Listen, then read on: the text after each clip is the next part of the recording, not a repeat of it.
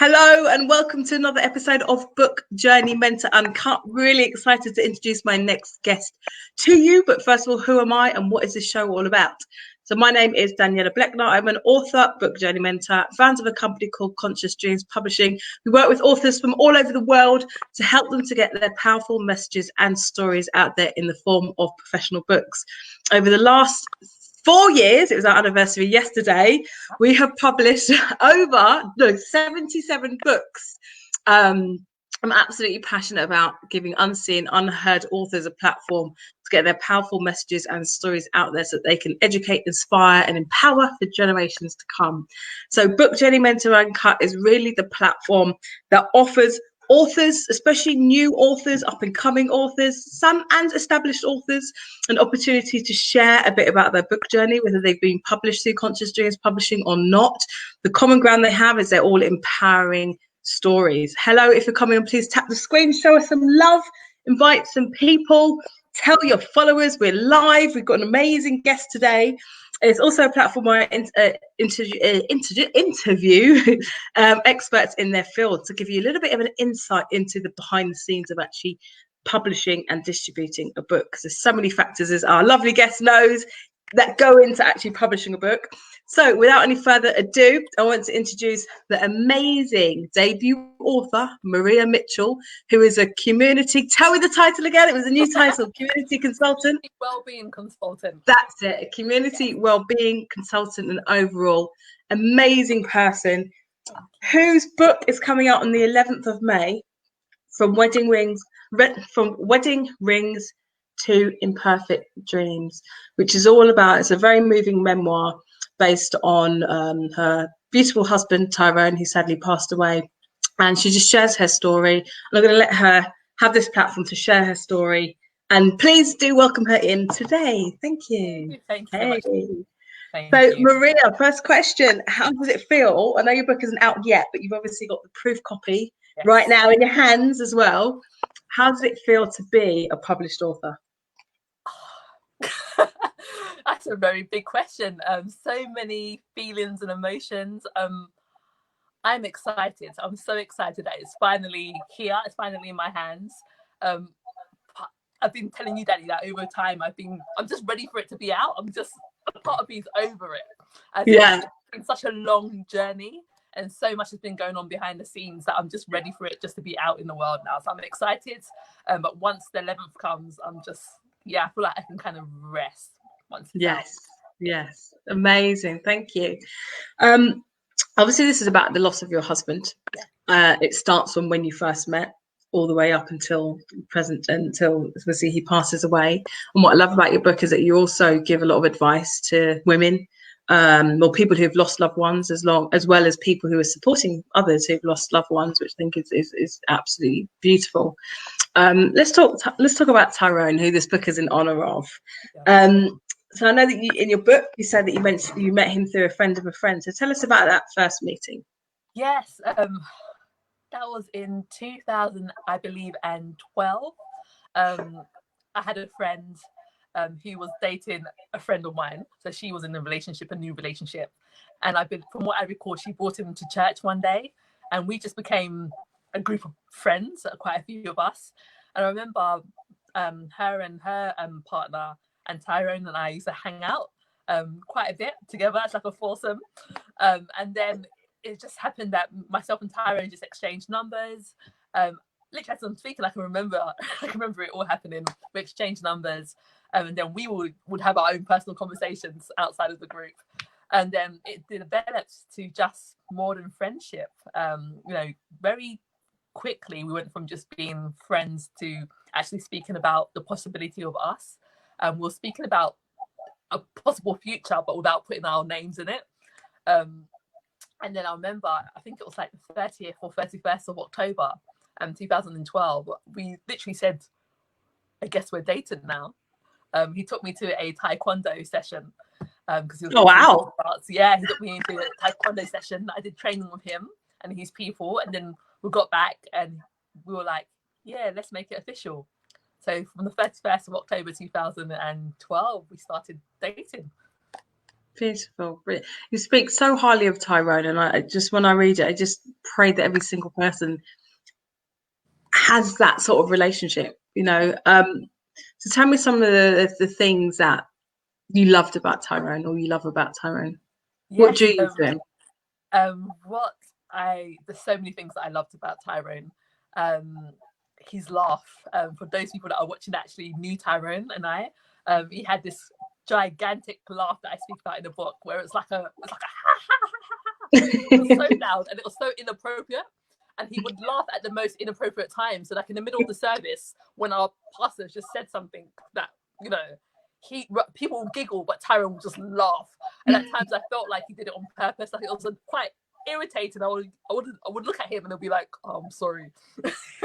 He did that all the time. He was just full of life. He was so much fun. So energetic, and so he was just so friendly. Like he was quite opposite to me in terms of just what I aspired to be in the future. He was already there. He was just full of life. He was just the most amazing person, and just anyone that ever met him or came into the same room as him, even if you were in a bad mood, as soon as you spoke to him or you were around him, you just lifted. Like there was just such a presence about him. I loved everything about him. I really did. Beautiful. And you really get a sense of that when I certainly read the manuscript the first time. I just got a sense of his character and the person that he was, and how uplifting he was, and how, you know, close your relationship was, and how you complemented each other. Yeah. So tell me about the journey of, you know, dating 31st of October 2012 to actually taking those steps, to taking those vows. Yeah, so myself and Tyrone, we used to have really deep, long conversations that would go off to, you know, go into like early hours in the morning. So because our conversations were very intentional, I mean, straight away, even before we started dating, I already knew exactly what he was looking for in a mate, in a spouse. We were speaking about engagement, and he made it very clear that, you know, if he was going to date, he was going to date with intention. And this is before we dated. Nice. So when we decided that yes, we're going to do this, it was very much we were dating with the intention of marriage in the future, and engagement in the near future. So we dated. We were dating with intention, but, you know, by April, May the following year, I remember it was my 29th birthday, I believe. And I know it was a special occasion, and Tyrone knew that I've never had a surprise party before, or the last party I had was when I was 4. So I kind of it's a long time ago. Yeah, something special's coming. And he was like, yeah. And then my birthday, we stayed in and he cooked for me. And I remember the day after, he was like, we're going to go out to Kew Gardens and blah, blah, we're going to go out. Oh, lovely. From what I recall. And I got ready, but a part of me was quite frustrated. And I think I write about that in the book, whereas we were getting ready, but my birthday's already passed. And I never knew he was planning this surprise party for me. And I was quite frustrated. And we got to his mum's house, and I was like, really, we had an argument on the way there. And I was really peed off. Like, I was so upset. Just the fact that you've been speaking about being intentional, but where is the ring? Come on. So we got to his mum's, just like, okay, let's just go and get changed at my mum's house first. And this was the day after my birthday. And I remember him opening the door, and all I hear is, I walk in, and all I hear is, surprise!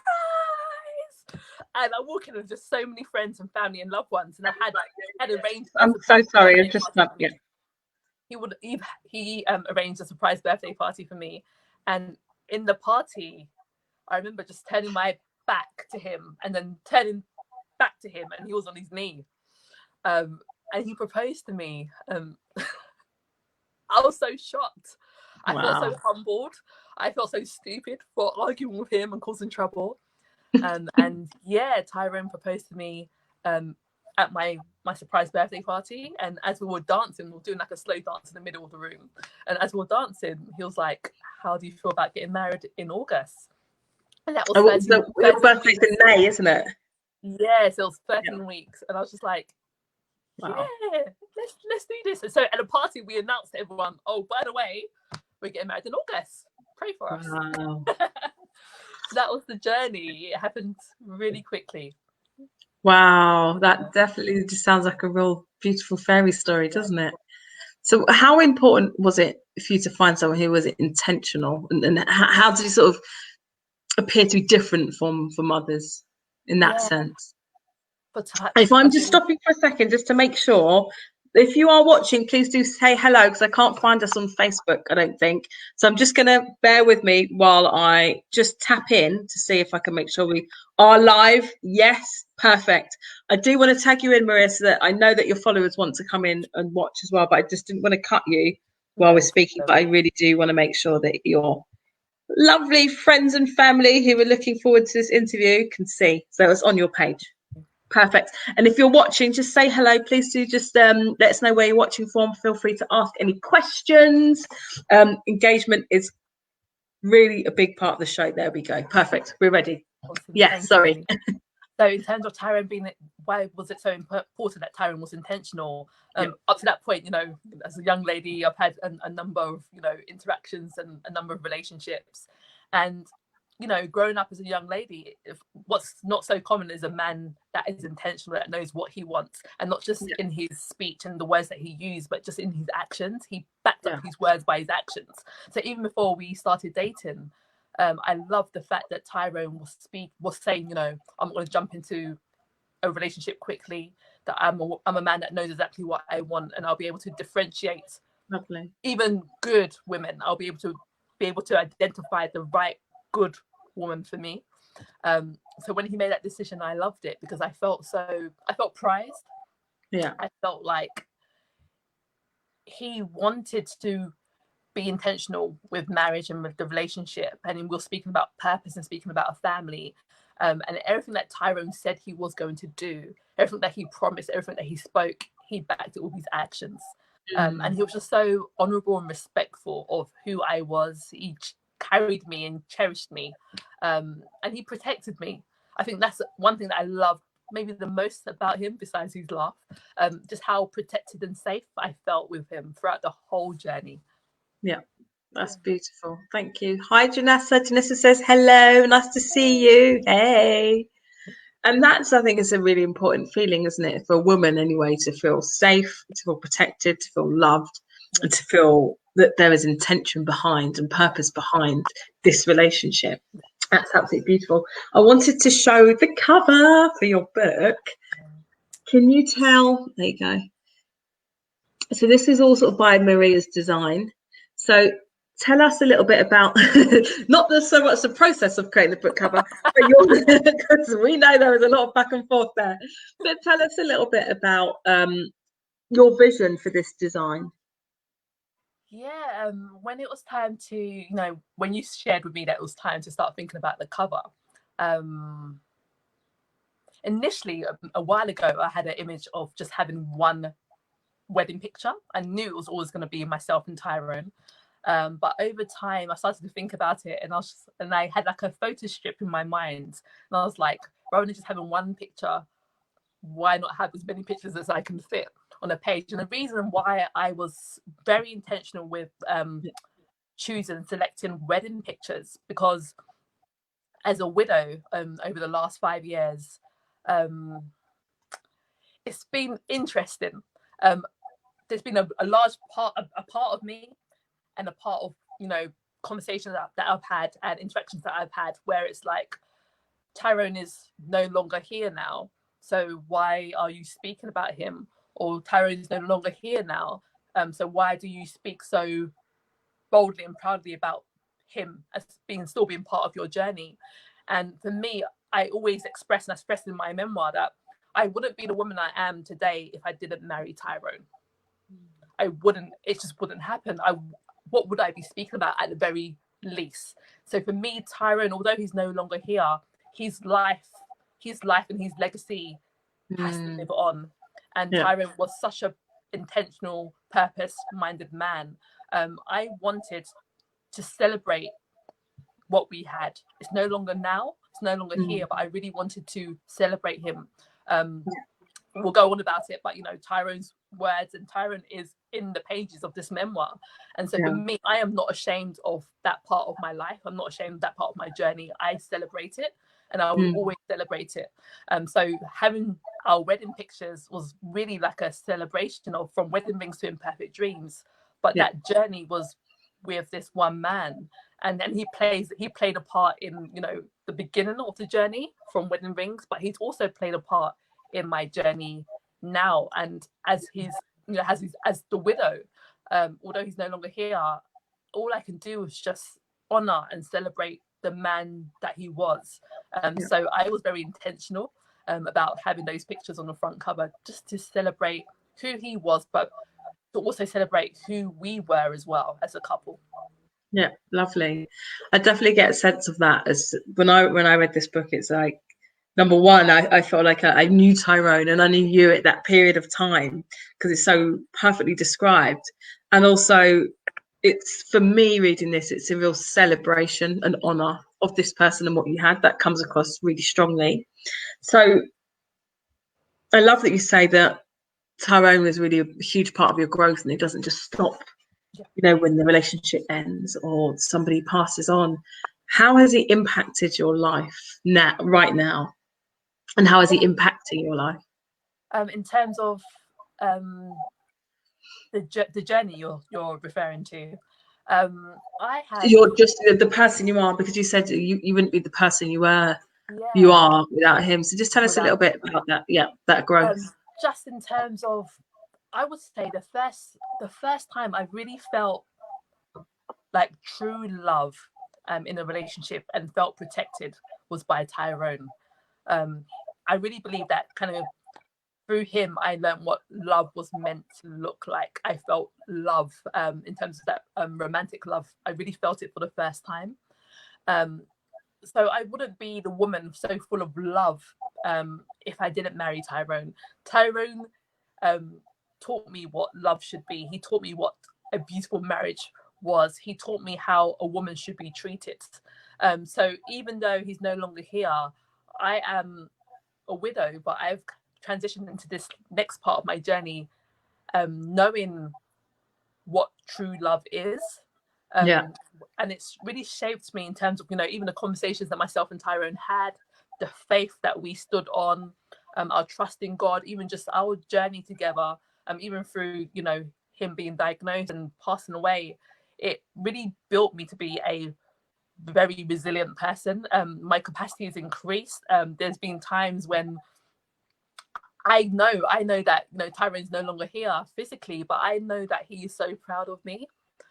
It speaks about, you know, in my faith, I'm a Christian, it speaks about, you know, a great cloud of witnesses. And I really believe that Tyrone is cheering me on. And that's what I write in my book in terms of looking at speaking to God and saying, you know, nudging him and saying, look, God, look at your daughter. Isn't she doing so well? I know that Tyrone is cheering me on. So that's what I refer to in terms of I wouldn't be who I was if I did not marry Tyrone. It's added to my life, knowing him, being married to him, being bereaved of him. It's made me who I am today. And I'm grateful for every single part of the journey and for knowing him. He chose me to spend the rest of his life, literally the rest of his life with. And I'm honoured, and I will always be honoured. Yeah, that's so powerful. That's so powerful. Thank you. Thank you for sharing that. Let's just sort of go into you writing this book. And that took you, I know, I saw one of your videos, and you said when you opened the proof copy, and you said, this has been 5 years. So is it that you were writing this for 5 years? And how was that process? Was it hard to process a lot of what you were writing? How was that journey? Yeah, I haven't literally, when I refer to it in 5 years, I mean, five, as in it's been 5 years since Tyrone has died. So although I didn't start writing as soon as he died, the journey began. So it's like the 5 years of the journey in its totality. I started writing in, I recall, October 2016. I started writing, just wrote a few chapters, and just put it down. I put it down until, I would say, last year, June. So about 1.5 years, 2 years, I didn't touch it. And the reason why I picked up last year, June, there was so much that was going on in my own personal life, just so much emotionally, relationally. And I decided that this book has been something that I've wanted to do for such a long time. I wanted to finish it and complete it by the end of the year. And I really believe that God said to me, you know, finish it by the end of the year. So I did. And it was an interesting journey. I would say the first part of the journey in 2016, I think I just started typing, and it wasn't too hard because it wasn't so intense. I was just taking my time. But I would say last year, from June to December, which is how long it took me to really get engrossed in it, it was interesting. Initially, it brought up everything. Not that it was all forgotten, but I really wanted my memoir to be transparent. I speak about, when I speak about my journey, I'm a very transparent person. I share openly to inspire and encourage other people, but I have to remember that I am human.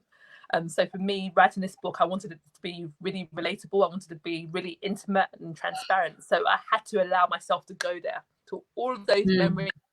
I'm very surprised of how much I actually recall. It's very detailed.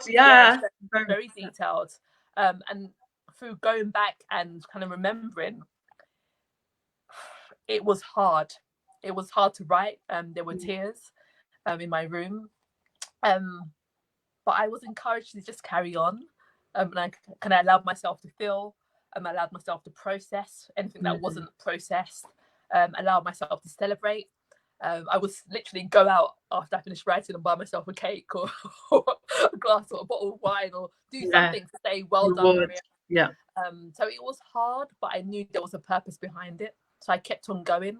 There were times when I felt like I had nothing more to say. I was overwriting, and I had a really dear friend. I remember going to her house, Laurel, and she encouraged me. She said, Maria, just write little by little. Don't put so much pressure on yourself to complete it. Just write with the intention of writing rather than completion. And that really did something for me. So I just stopped putting pressure on myself, and I just expressed myself through my words, and it all came. And by the end of the year, it was completed. It was completed. Amazing. Thank you. We've got Lucy on who says, "Wow, I love this. It's like telling my own story." And she says, "Except I have not written about it yet." And Gurjit says, "Congratulations." Thank you. So I've got a question, but I just wanted to pick up on what Lucy said here, except she's not written about it. Did you find, I think when you're writing about things that are still raw, and it sounds like part of, you know, what you've said, you know, processing, writing, the tears, having to remember to say well done, it sounds like it's quite a healing process. But did you feel like you had to get to a certain place to be ready to write that story? Definitely. That's an awesome question. Definitely. Because I know there's a lot of people, there's so many people with a story to share, but I would say it's wisdom to actually share at the right time that's beneficial and supportive and loving towards yourself. And for me, even before I think I started writing in 2016, and I started writing with blogs. I was writing blogs. You know, I was speaking to those people around me. I started to get invited to speak in different places. And then when I decided to start writing the book, I felt as if I was ready to start expressing my words. I was expressing my words in these intimate blog posts. So I was ready to transfer from the blog post to writing an actual manuscript. So you had that transition. Yeah, I had that transition. A lot of like, even in the book, and we'll come to it, but a lot of my personal musings or what I placed on the blog, and I just transferred them to the manuscript. So for me, I felt as if I was ready. Throughout the last 5 years, I've been on a journey of healing, inner healing, emotional healing.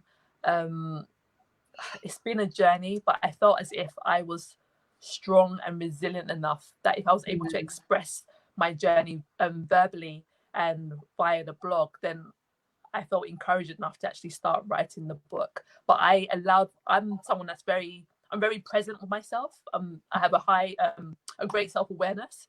So I'm able to do something if it doesn't feel comfortable, step back.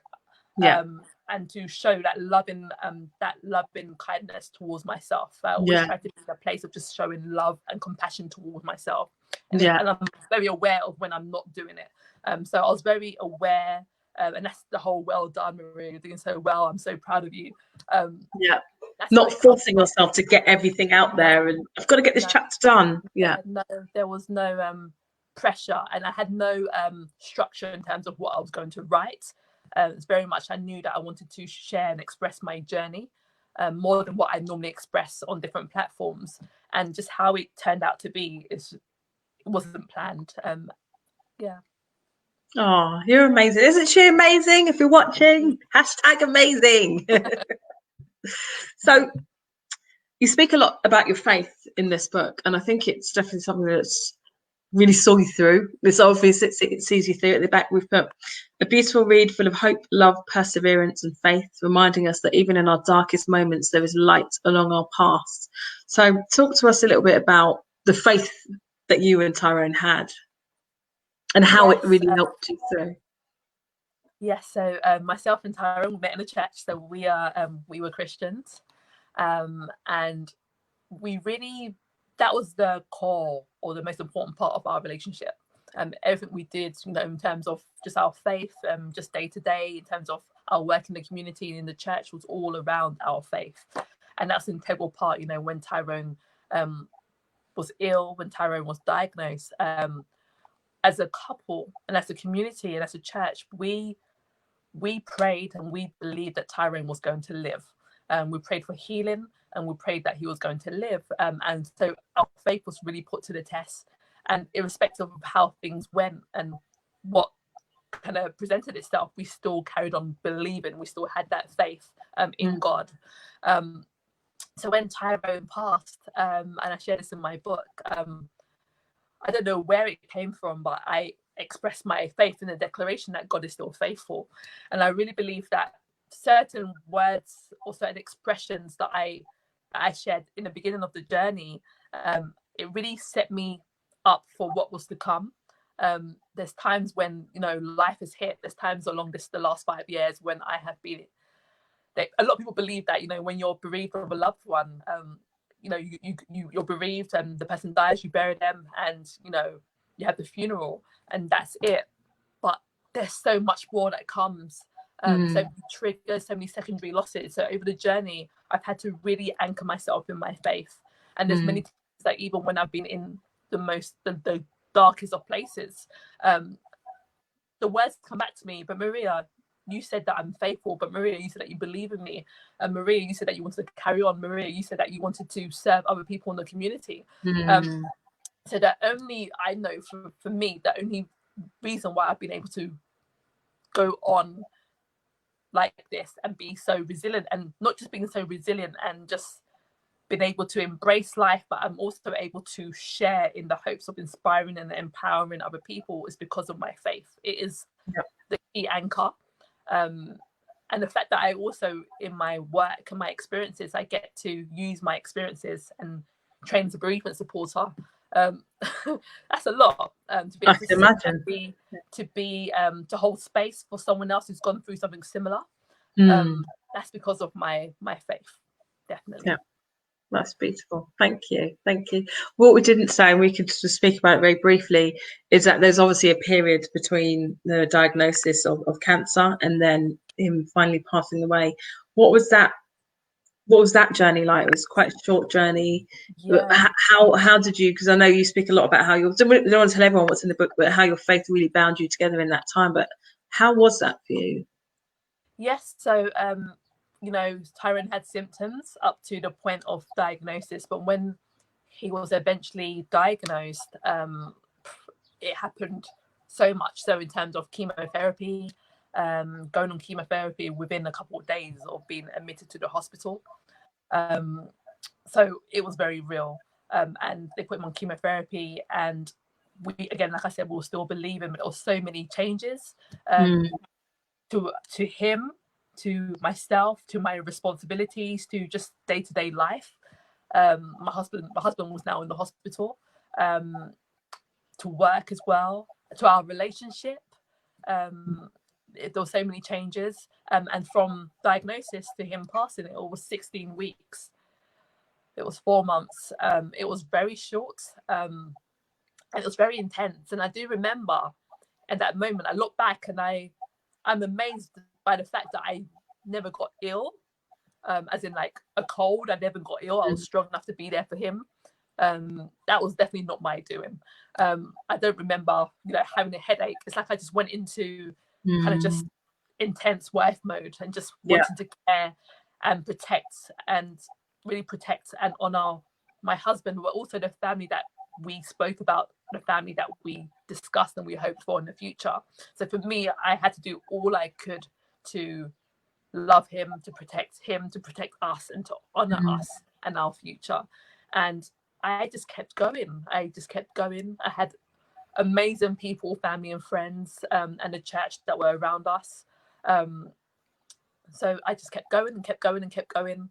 And Tyrone, in terms of what we hoped for Tyrone to get better and to live. That didn't happen. But I really know that it was my faith that kept me going within those 16 weeks. Thank you. I want to talk about your work in the church and as a bereavement counsellor, but I want to touch on this one part of a vision that Tyrone had. I remember reading it. I had to stop after that place. I sent you a message, didn't I? It moved me so much. I had to just turn off my laptop and really just let that permeate in my brain. So it was really moving for me. I did shed some tears.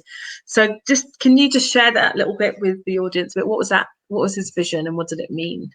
Yeah, and this is quite interesting in terms of I've included some of Tyrone's words in the memoir, and that's I think it's titled Tyrone's Dream. Yeah. And that was actually a dream and a vision that he had before he met me, I believe. Because Tyrone was a writer, he was a poet, he was a spoken word artist, and he was a writer. So Tyrone wrote a number of different pieces, and one of the pieces that he wrote, I believe before he met me, or definitely before he passed away, he shared with me. And when he shared it with me, it really was so profound in terms of the message behind it. And when I was writing the memoir and the manuscripts, I remembered the work I wanted to include. I was looking for pieces to include that will just delicately be interwoven into my own words, and I saw that and I said, how beautiful would it be to actually include that as one of the final pieces in the memoir. And it's just a beautiful vision of just Tyrone, just being weary, being tired, and just having a dream of God, his father, just beckoning him into a field and just asking him to rest because he was so weighty and so tired. And I wanted to include that, and I included that at the end of the book because, especially at a time that we find ourselves now, it's so profound. And what I find so beautiful and mesmerizing, if I can say that, is that even now, beyond the grave, Tyrone's words can still bring healing and hope to other people. His legacy still lives on.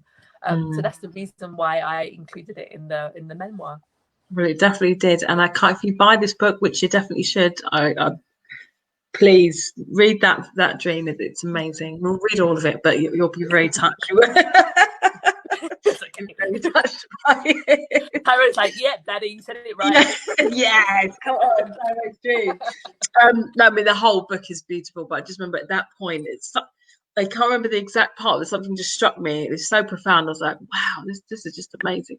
So yeah, like you say, his legacy definitely and his impact lives on, and I've never met him. So let's talk a bit about your work now. So having obviously gone through, losing a loved one and being a young widow, you now work in the church as a bereavement counsellor. I don't say how do you find that, but how would you describe that? Because everyone's journey, I guess, is different, isn't it? There's no one way. So how are those feelings for you, first of all, and how do you use what you've experienced to help others? Yeah, so I remember way back, I remember having my first counselling session. And I remember sitting with my counsellor, I don't know if he's meant to say this, but he was like, you would make a very good counsellor one day. I was like, Yeah, I agree. It was really strange, just that interaction. And many years ago, even before meeting Tyrone, I always knew that I was going to become a counsellor, a doctor at some point in the future. So when he mentioned that, I was encouraged. I was like, if he can recognise what I already know is inside of me, then I think I would make a really good bereavement supporter. So I trained as a bereavement supporter for the charity cruise. And I trained and I had clients, I had people that had been bereaved of a loved one. I remember the first time it was very nerve-wracking. It was hard. I remember saying to them that I would prefer not to counsel someone or support someone that had been bereaved of cancer, just because of how close it was in terms of the journey. But over time, it got easier. It got easier, definitely. And then since then, I've also trained as a family support worker. So I transitioned from education to family support. Oh dear, sorry about that. Okay, can you still hear me? Could you hear that? Yes. Sorry, something else started piping up on my. Sorry, go on. So yes, I trained as a family support worker and transitioned from education as a PE specialist and teacher mentor. And I really had this really desire to do more than what education was providing me. I found education for myself quite restrictive, especially as I was PE. So yes, go have fun and there's so many benefits. But for me, I really wanted to focus on the emotional and mental and social well-being of our community. So I went into those two roles. But I also served in my church. I've always served in church. So one of my role in church is with a team. There's a big team of us. I oversee the well-being, care and support of members in the church. So they can, they share whatever's on their hearts, and we support them. And that's played such an integral role in my journey. I love serving. I've always served. And I think the greatest feeling that I have is feeling honoured that I get to use my experiences to serve. And especially something like bereavement is something that, we all experience it. We all go through it. But in some environments, it's not necessarily the topic that is spoken about the most. And so for me, I am advocacy for bereavement and grief, and just normalizing what is normal is so important to me. So I love that, people can come up to me and to share, their experiences of grief and bereavement, and even in church, and I can understand, I can demonstrate empathy, I can hold space for them, and I can demonstrate active listening. And I think that's quite reassuring that, in every single church, so to speak, there is someone or there are people that everyone can relate to. So I'm just honoured that I get to use my experiences and to use that platform to bring hope and to show and demonstrate love. It's such an honour. Thank you. One of the things that really struck me, you were just talking about church. One of the things I really remember from your book is people's attitudes towards people who've lost someone, and almost like it's this taboo subject. And like you say, everyone has and will lose someone at some point in their lives. That's the one thing that's inevitable in life, I guess, is death. So why are we? I'm not asking you a question. Why are we the way we are? But one of the things that you talk about is being in church, and it's almost like people avoid saying anything, or it's almost like I'll just let her grieve for a little bit, and they might kind of duck out of your life because they don't know how to deal with it, and maybe and try and look at a time where they can enter back in when everything's back to normal. But of course, it never goes back to normal. So that really struck me as one thing, and also when you spoke about people saying sorry for your loss. That word, sorry. Talk to me. Even now, the word sorry, I don't know what it is, but immediately when, it's a natural response. I believe up to the point that I lost Tyrone, I would say sorry. But when people were saying sorry to me, I know the intention was good. Of course, the intention is good. It's love.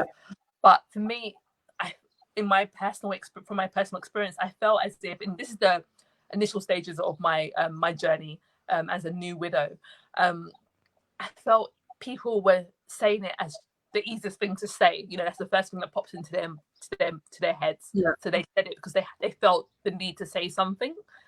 And I've learned over the years that sometimes, like, there's no right or perfect thing to say. Yeah. But also, to balance that out, I understand the heart behind the sorry, the condolences. And that's the reason why I share it in my memoir, that if we are in a position or have the capability or capacity to express more, and if the situation or the interaction allows it, then let's be intentional. And that intention can look like not saying anything, just being there for that person and sitting there in their silence, just being a shoulder for them to lean on. But the word sorry, it jarred me. It's in here. It made it. What are you sorry for?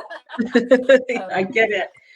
What I loved about this book that I think sort of sets it apart from other memoirs of this topic is that you offer real sort of constructive advice for people who are close to somebody who's lost somebody, family members, partners, church, community, you know, how they can actually provide intentional support that is valuable. So just, if you can, tell us a few things that people can do to offer that support to people who've lost someone. Definitely. So I think the first area that it's called a call to action, or widow's, it's called a widow's call, and that's a widow, so myself, my call to action to everyone else in the community. So the first group of people that I call out to is to the family of the widow, or the family of the bereaved. If I refer to widow, I'm referring to anyone who is a family member of anyone that's been bereaved. And for me, it's been an interesting journey. I found that it's been great pain for my family, and I have a very small family. And what I found over the years, that sometimes what they desire to express, they haven't done so. So there's been a lot of silence from those that are closest to me. And my call to action from family members is just, you know, when the bereaved ever speaks about the person or wants to speak about the person, encourage them to speak, allow them a safe place, because you are the safest place, or you should be the safest place for them. Allow them a safe place to speak at whatever point they find themselves in the journey, whether it's 1 day or 5 years. They should also always feel safe enough to speak. Don't ever make it feel as if it's a shame or taboo for them to celebrate the life of the person they've lost. Or a kind of, let's talk about something else, because they thought you're going to be too sad. But like you say, it's something that you need to do. The family, those closest should be a real anchor for the grieving. Another call to action is to faith groups and churches. I know that although I'm a Christian, church, it's not the only place that people go and worship. And for churches, my call to action was, you know, celebrate the widow, include the widow where you can. I think I specifically mentioned in terms of, you know, when we speak about the widow in the Bible, we refer in terms of, you know, her provision, in terms of, you know, the jar of oil for those people that are Christian, but we also refer to Ruth. Everyone knows about Ruth in the Bible. Ruth is the widow. But I really was encouraging churches and faith groups that can we, and it was questions, and I was really asking like literal questions in the memoir. Can we, when we're referring to grief and bereavement, can we do more for the widow than just referring to the story of Ruth? Can we differentiate the curriculum to include the widow? So when we speak about, you know, like every church will have a time in the year when they speak about relationships and being single and being married and being divorced, maybe. But when do churches speak about the widow and how she could embark on a new life, a new relationship? And I found, and not just in my own personal experiences, but near enough everywhere that I've looked, if there's a conference, a relationship conference, they will have a single person, they will have a married person, they may have a divorced person if that. But when have they ever invited a widow to speak? It needs to be differentiated, the curriculum, to include a widow. How do you support someone like myself in terms of when we step into your church or your community or your faith group? Do you have a team of leaders, or do you have the resources there to actually support someone like me? Because I'm not like anyone else in your church. And I really would benefit from that support. So I was just encouraging in terms of churches and faith groups setting up wellbeing teams, wellbeing departments, that intentional check-in, that intentional inclusion. So for me, it was very much in terms of inclusion, differentiation, and just really supporting her beyond what the Bible says. And then what's interesting, I know there's so many call to actions, but there was also a call to action for prospective partners, which was interesting. That's another story. But part two. I really wanted to include that in. And that was a call to action for people that were going to romantically engage with the widow in terms of via communications, via friendship, a perspective of future partner, just a list of different things they could really consider. And one of the key things that I mentioned is, make sure that you've done healing in your own life to a certain degree, so that you're able to engage with someone like her. I spoke about boundaries being really important. I speak about being intentional. She needs someone that is intentional. I spoke about in terms of just allowing a safe place and a secure place for her to love you, or for her to learn to love you, but a place where she can also remember and celebrate and honor the love that she once had. And for me, that's a very important thing to include in my memoir, because a lot of people ask me, you want to get married one day, which I do. How will you love someone but being a widow? How would you love someone new but you also openly share how much you honor Tyrone even now? So yeah, that's some of my my call to actions, or my advice and my questions, real questions for people to just start, even if they just start to ask themselves. I would just be so happy. Thank you. There's so many layers to this. Obviously, it's got your memoir in from when you met, the whole journey, and then the call to action at the end, how we can support people who have lost partners or loved ones. And it transcends all faiths and religions and communities, all different types of relationships that you have. And I haven't seen anything like that before, actually. So thank you so much. Let's speak a little bit about the book journey. So people might be watching, maybe they haven't published a book before, maybe they're thinking about publishing a book, or maybe they're interested about the journey.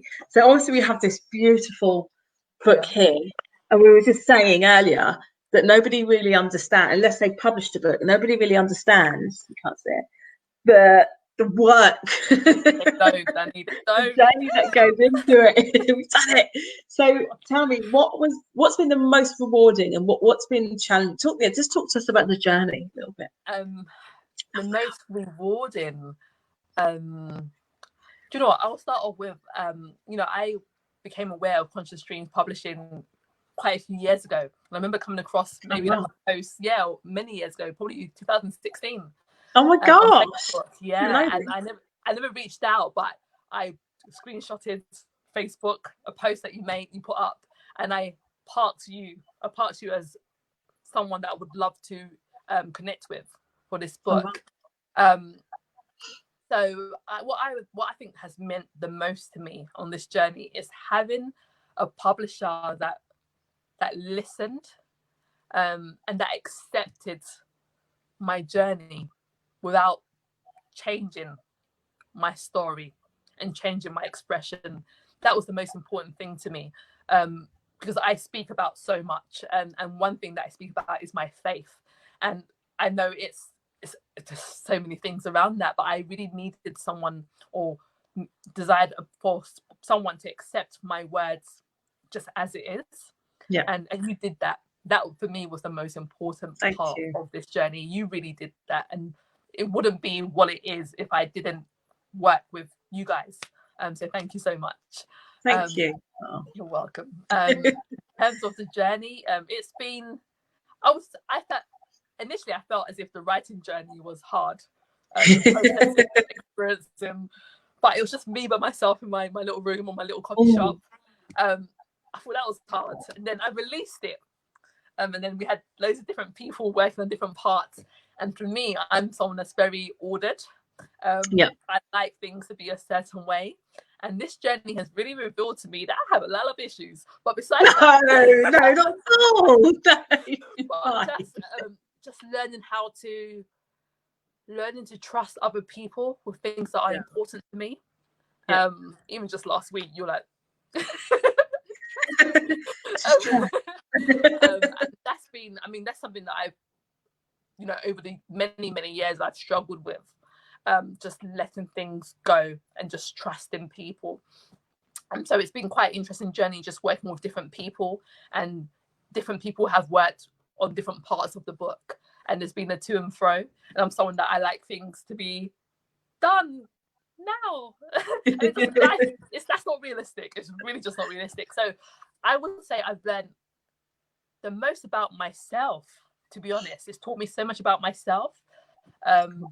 Patience, trust, just how resilient I am, and then when it's finally, every time you sent me an email saying, Maria, we've done this part, or hooray, we've typesetted, or we finished the cover, and every time I just look at it and I'm just so in awe of just how beautiful something so dark and hard and challenging, just how much beauty can come out of it, even at this stage.